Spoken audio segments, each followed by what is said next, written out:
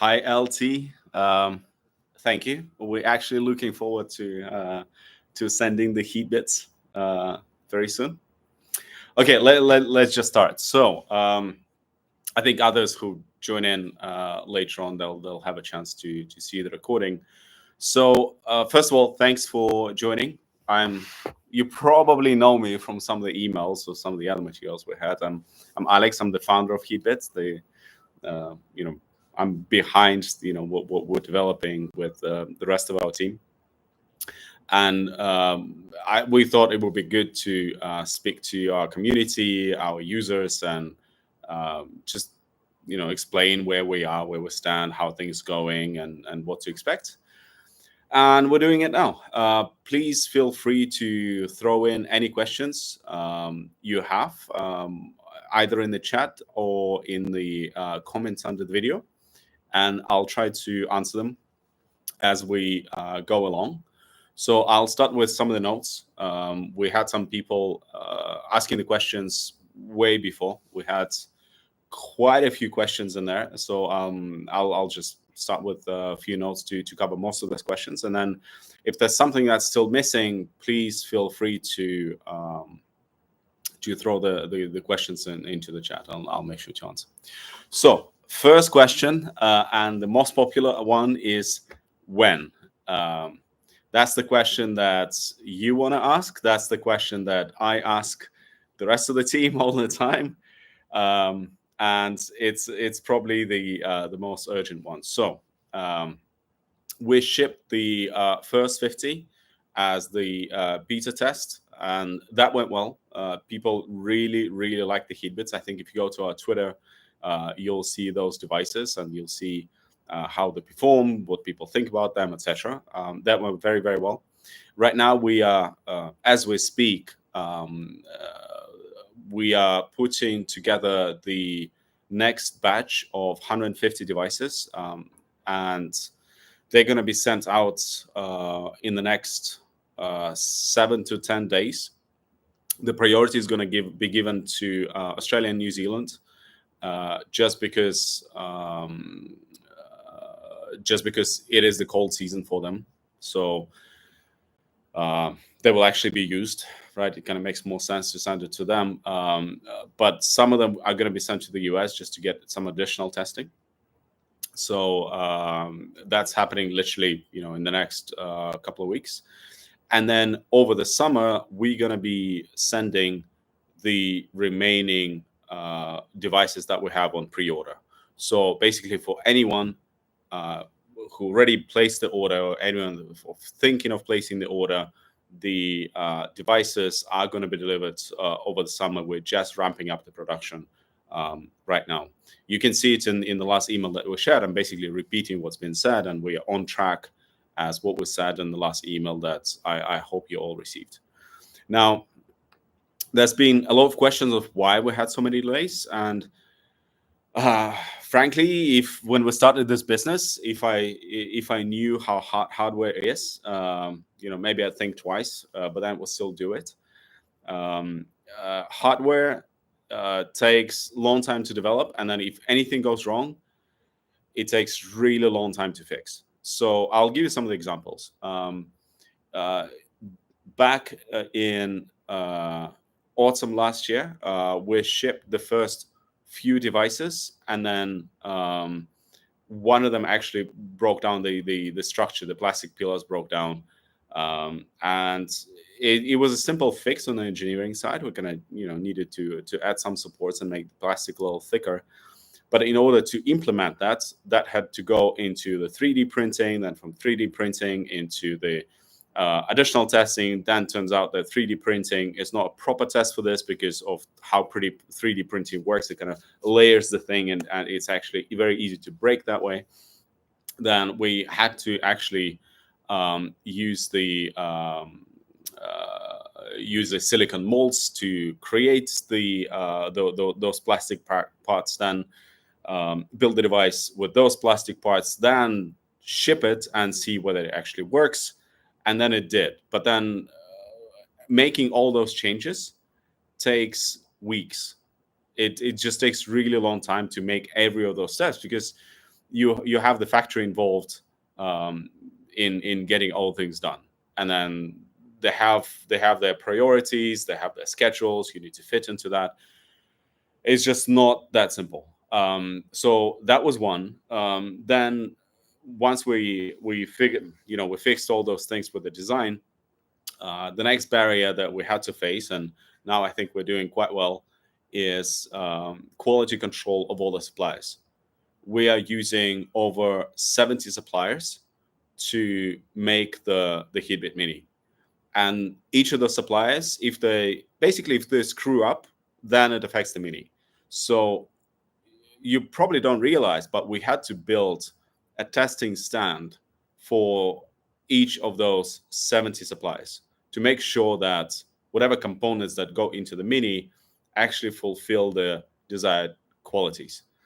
It's not that simple. It takes time, and you only start seeing problems when you start producing at certain scale. For example, in those 50 devices that we shipped, the beta test, that was one of the printed boards. We have, 4 printed boards inside Heatbit, and one of them had one component that was not built according to the specs that we set up.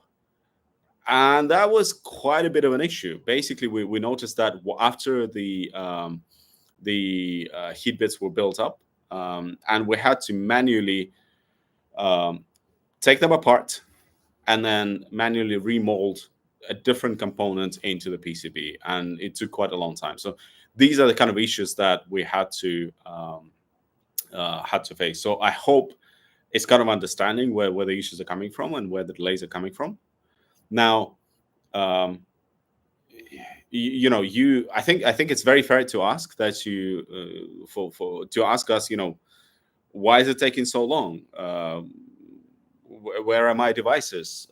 When are we going to ship? To be honest, I asked the same questions. I asked the same questions with the rest of our team, and it's not easy. Developing something really, really good takes time, and I think we've taken quite a long time. But at the same time, I think what we've developed is actually pretty good. So I'm actually using. I should have started with this. I'm actually using a Mini right here. So this is one of the beta test devices. Hope you can see. Yeah. This is an eco mode right now, so you're not hearing any noise, I'm guessing. Yeah. And apart from just trying to move as fast as we can, and we have our product and CTO, they work day and night. Most of the time they work all through their weekends. I have people messaging me at like 3-4 a.m. asking questions, and people do work very, very hard to make sure that we deliver as fast as possible. And at the same time, we thought, well, people were expecting them in October, November last year, and we thought, how can we treat our customers so that we kind of make it better for them, we kind of make it fair. And yeah, we decided to pay the rewards as if people use their devices 100% of the time. So, and that's what we're doing. I'm pretty sure not everyone would use the Heatbits 100% of the time. Nevertheless, we're still, paying those amounts. To be honest, I don't know if you know any companies doing that. I think we're the only company who would actually pay the rewards from their device because of a delay. So we're really trying.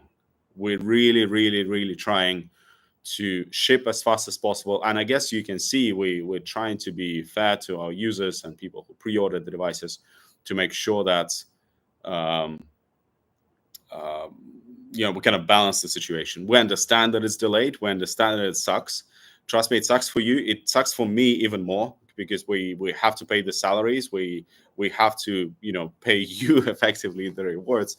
But we're determined to make good device, and we're doing the best that we can to make it happen. So that's answering the first and the most urgent question. Now, On a slightly more positive note, I would encourage you to think a little bit about what we do means for Bitcoin and what it means for mining.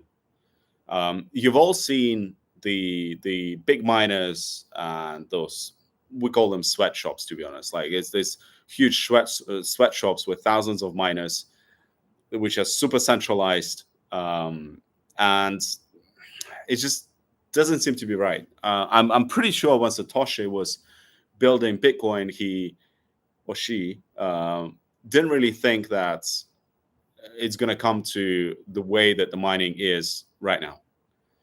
And with what we're building, you will very soon you will see it. With what we're building, mining is going to be physically decentralized. Instead of these huge sweatshops, it's going to be everyone mining a little bit, and that's the vision that we are moving into. And I hope you will soon see that as well.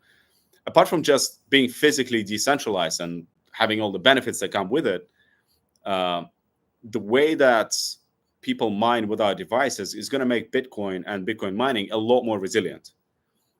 Think of all the big Bitcoin miners right now. Most of them are public.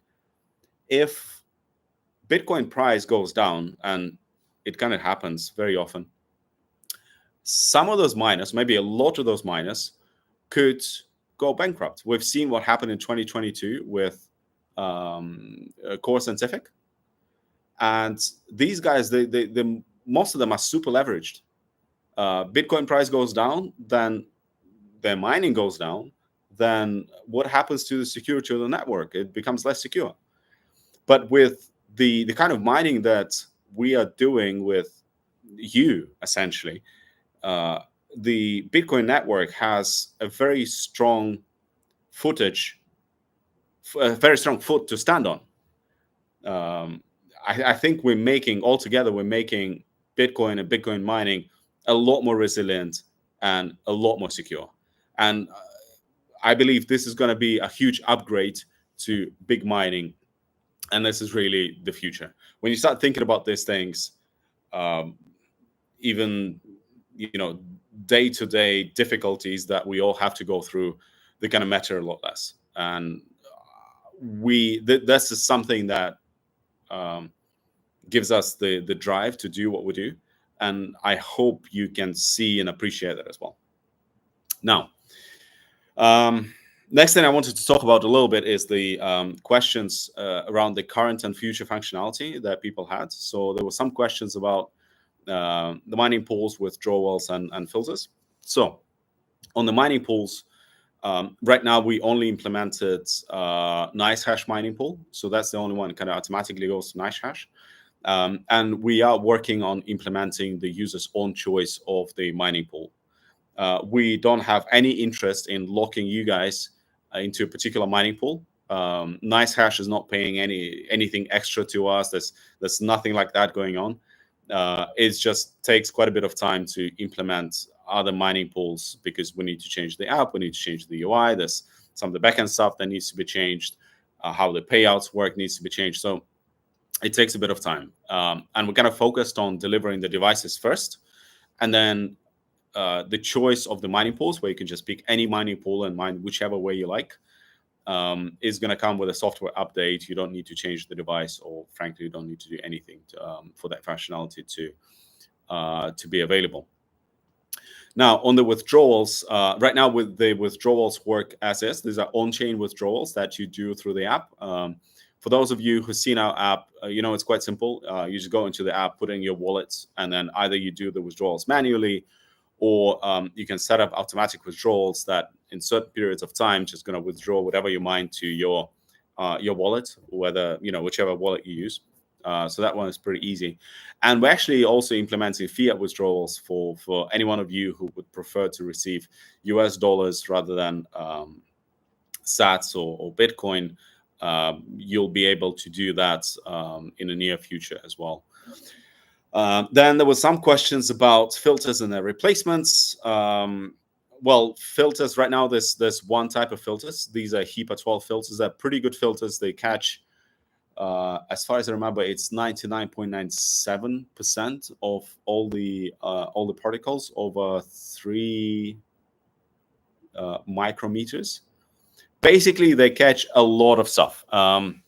That's one I'm using right now. It keeps the air very, very clean. And in terms of the replacements, either you can just order them manually later on, or there's going to be functionality to set up a subscription for the filters, where you'll be able to get those filters automatically every 3 months, and that's actually going to be done through the app, so it's going to be fairly convenient. Then we had some questions about the future plans, and then on the future plans, one is cooling. So we did some work on cooling, and I believe that air conditioning with Bitcoin mining is going to come in at some point. That one is at the R&D stage, done by a slightly separate team, and that's going to come, but it's going to take some time. Don't hold your breath. We kind of want to make sure that we develop all of this with the cooling before we start actively marketing this. And the second part was, what else are we working on? Well, we are working on some of the other stuff, but I believe it's super cool. But we're not making it public yet. And to be honest, by far, most of our work, like 95% of our effort, 95% of our time, is focused on bringing the these guys, into your hands. That's the most important thing. That every day, when I have a call with the head of product and the CTO, we'll talk about the delivery deadlines, and how we can ramp up the production, make sure the devices are in your hands as fast as possible. So this would be my main main notes. I think I covered most of the questions that we had, that people asked prior to the session. I'm now going to go through the chat in YouTube, and read out the questions and try to answer them as well. So first question from Tommy. During the beta test, our team discovered that some crucial issues were that have pulled back our delivery time frame. What was the crucial issue? That was the plastic. The plastic was a little too thin, and the structure was not strong enough to support the device. And then we completely reworked that. And later on, if you go to our Twitter, you'll see how the engineer who was actually putting it together was testing it. It was it was kind of like they tested the bridges in the medieval days, right? Once the engineer tested bridges, he would have to stand on it, and then something heavy would pass. So it's kind of similar. That engineer is actually jumping on the device somewhat to prove that, no, it doesn't break anymore. If you go to our Twitter, you'll see that video. It's actually quite fun. And I think it's very, very strong and very, very resilient right now. Another question also from Tommy, about the delivery to the EU. And he says that it's actually our earlier generation of the devices that it broke while shipping to the EU. And we had quite a few problems with the earlier generation of the devices. We really tried to make sure that no problems will happen with a new version. And the shipments to the EU should be just fine with the Heatbit Trio.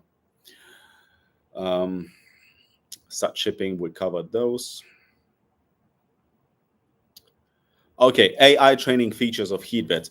So we actually looked into the AI, and generally it is possible to have AI instead of or GPU training AI instead of an ASIC miner inside. But so far we decided not to go ahead with it too far, because again, we don't have the resources to build just everything at the same time, and we fully focused on delivering the devices to you guys. I think AI will come at some point in the future, just not right now. Has the yearly income on the website been updated since the Bitcoin halving? Good question. I believe it is, but I think we'd need to check on that.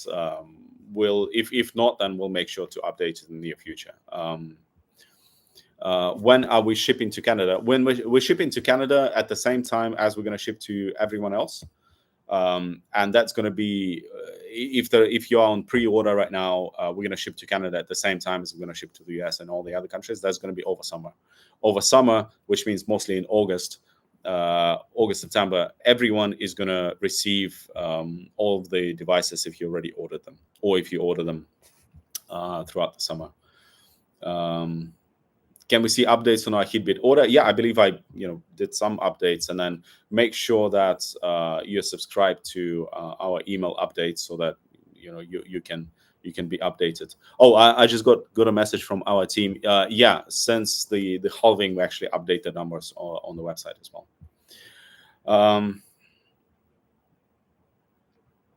Where do I track my order? I believe there's an order tracking page. If you look at your order order email that you received from us, there is a way to track the order. If you have any questions, just go to the website and use the chat function on the website to speak to our customer service team. They will always help you. They're fast, and they're very, very, very, very helpful people. Okay, can you tell us about the filter subscription and how does it work with the warranty? Well, filter subscription is going to be $29 per quarter, so just under $10 a month. And every 3 months, you're going to receive a brand new filter that you can use to keep your air clean, and that also really extends the lifetime of the device, because it makes sure the device would never overheat. And with that, we offer the lifetime warranty. So as long as you keep the filter subscription, we offer the warranty on that particular device. Oh, actually, our support team already answered that question.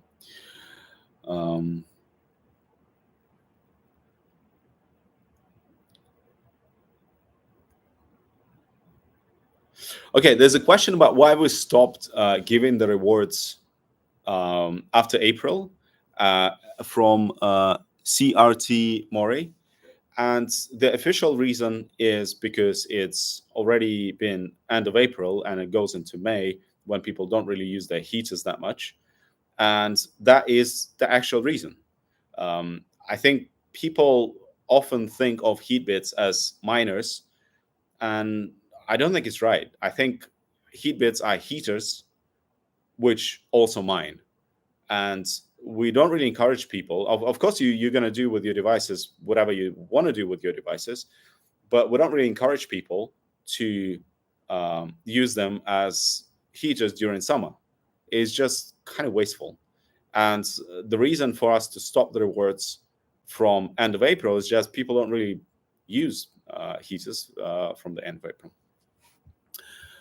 Why was NiceHash chosen? So NiceHash was chosen because, one, they're pretty big and they have very, very good APIs for tracking all the rewards and all the accounts and all that good stuff. So it was easier to integrate into the app. And do we have plans to integrate either mining pools? Yes, we do. I believe I answered that already. Brains pool, yeah, Brains pool is a good candidate as well.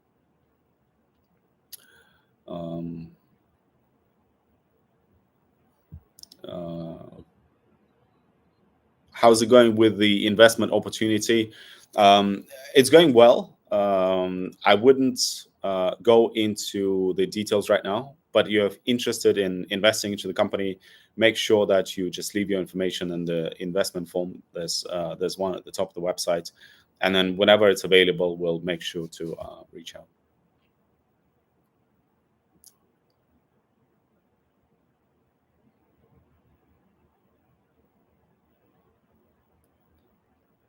You're in a jacket, so that's not really a best advertisement. Okay, fine. I kind of like when it's really hot, and frankly, I was sweating a little bit. So thank you for that comment. That makes my life a little easier. Just didn't think of it early enough.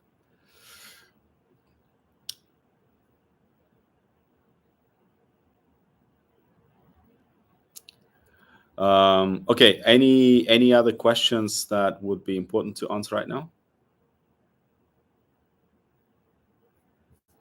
Okay, good questions. Thank you, CRT Mori. Does that mean that we will restart rewards in November if you guys don't get the Heatbits until then? Uh, Seems like you don't really have that much faith in us. But I hope we'll and I believe we will prove you wrong and actually deliver the devices, as I said, over summer. And once we do, the questions whether we're going to restart the rewards in November is going to become irrelevant. So just wait for the device and they're going to come. We're already ramping up the production. We already resolved a lot of the design and manufacturing issues. The devices are working and they are really, really, really good. Everyone who's seen the device are like, wow, this is amazing.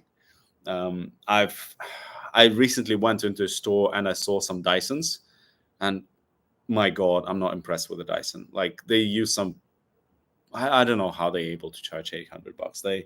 It's cheap plastic that looks ugly, and yeah, let alone doesn't give you any sats. So yeah. Let me see if there's any other questions that I'm missing. And I think my team is also watching this. If you think there's any questions that are pretty cool that I missed, please just send me those in the chat so I could in the private chat so I could answer those.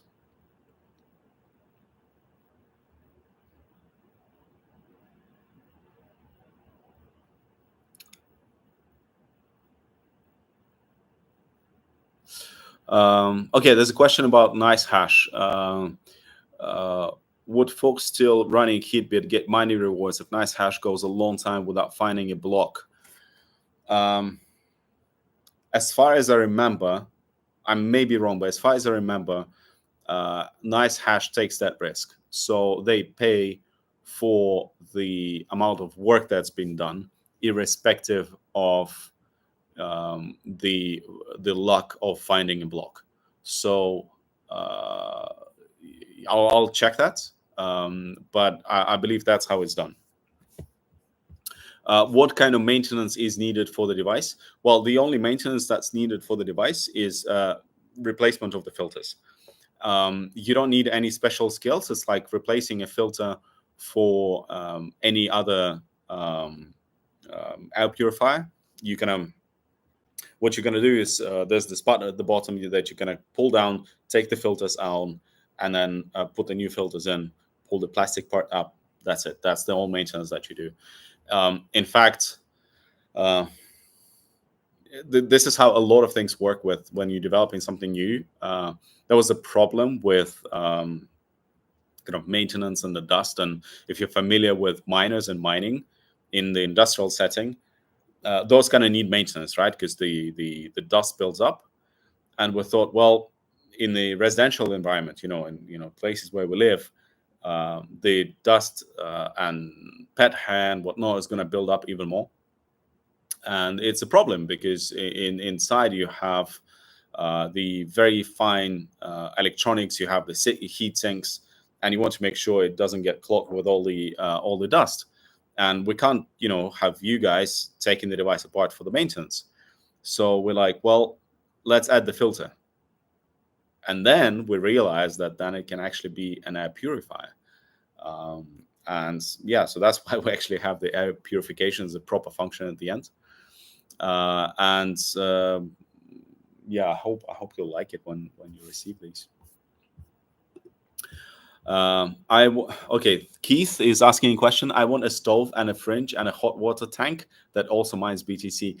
Keith, it's coming. Just not going to be that fast. It takes time to develop these things. Stove, probably unlikely because the mining chips generally don't go above 125 degrees Celsius, and for the stove you need a lot more than that. But hot water tank and a fridge are quite possible. Just give us some time. We're kind of focused on, developing these guys and sending them to you. Once these ones are done, we're gonna work on the other devices. Just give us some time, please. Hair dryer, food dehydrator. So these could work. Hair dryer is not in the works. The problem with hair dryer is that you don't use it that much. So kind of you're going to invest in a high cost because of the chips and all the electronics that you need, but you don't use them as much. So it kind of sucks. And then for the food dehydrator, maybe, but that's more of a industrial kind of application. I think there's people who are going to figure it out with just existing industrial miners. That they don't need the specialized consumer equipment that we're building. Okay, another question I see: can it be used in a solarium? So by solarium, I assume that's something that has quite a bit of steam, and I would advise not to do that. And we're gonna have it in the safety requirements that you don't use it in like steam rooms and stuff like that. There's electronics inside, right? You don't take your computer into a solarium or any steam room and you don't use it there just because the steam that's in the air is going to get condensed onto the electronics and there's going to be a short circuit and everything is going to break. So please don't do that. Alex, can you show us your mini? Here it is. Here we go. Can you see it?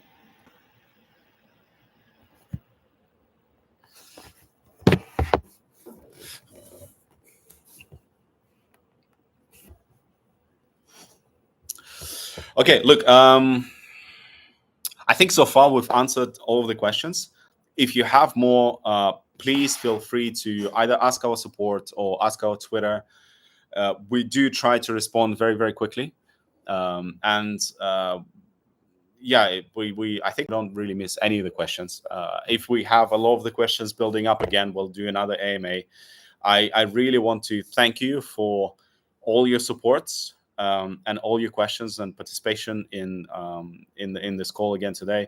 To be honest, if not for you, we would never build this company. We would never have these devices. We would never have it built because you give us a tremendous amount of energy, and your trust and your support gives us the tremendous amount of energy that keeps us going and building this. It's very hard to build these devices, but we going thanks to you. If you were not there, Heatbits would not exist, and people would still be doing only the DIY miner heaters from S9s, S19s, and it would be much smaller than what it can be with Heatbit. So yeah. Oh, by the way, we kind of, I don't know if you noticed, but we're kind of renaming Heatbit from Mini. We're gonna rename it into something else. What happened is we kind of thought of Mini as something that's much smaller than the first Heatbit. And for those of you who've seen the first Heatbit, you would know, how big it was. And Mini is much smaller. It's like the first Heatbit was 15 kilos. This one is 7. So it is Mini relatively, but when you see it, it's like it's not that Mini. So we thought we're gonna change the name a little bit so people don't get confused. The new name is going to be revealed quite soon. You're gonna all see it, but the device is going to be the same, and I really hope you're going to like it. Again, thank you very much for your participation, and please feel free to keep asking questions either through the support or through Twitter. I'll try to answer them as well. And yeah, have a great day, evening, morning, wherever you are joining us from, whichever part of the world. Bye bye.